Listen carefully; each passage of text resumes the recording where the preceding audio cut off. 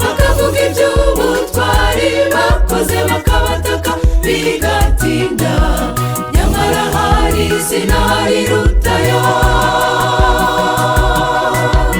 Yesu niwe zina rikomeye, niwe ujya utabara mu makuba, niwe ujya urengera abashavuye, abababaye arabahumuriza, abatotezwa n'iby'isi ababera igisubizo. Yesu niwe zina rikomeye, niwe ujya utabara mu makuba, niwe ujya urengera abashavuye, abababaye arabahumuriza, abatotezwa n'iby'isi ababera igisubizo.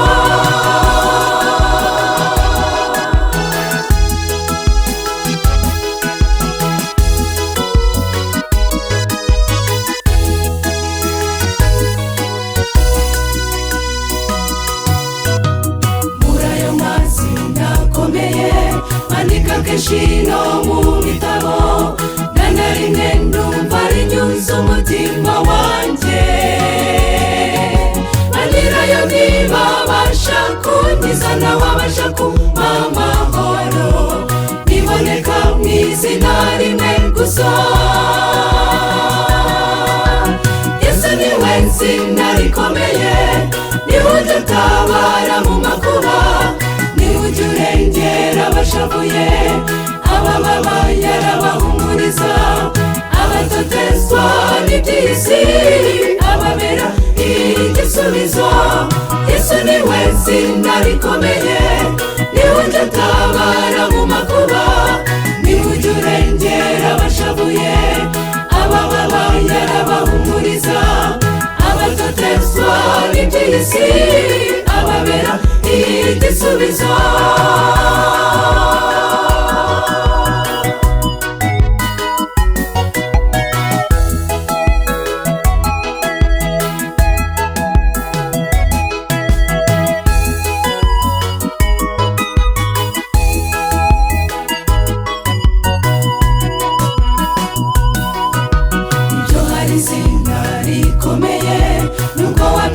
Iby'abakristo naho warikereza rifite imbaraga, nababwira kuva iyi si yaremwa yaciye amateka mo kabiri, tekereza niba hari ibyo wabuze. Yesu niwe zina rikomeye, niwe ujya utabara mu makuba, niwe ujya urengera abashavuye, abababaye arabahumuriza, abatotezwa n'iby'isi ababera igisubizo. Yesu niwe zina rikomeye, niwe ujya utabara mu makuba, niwe ujya urengera abashavuye, abababaye arabahumuriza, abatotezwa n'iby'isi ababera igisubizo.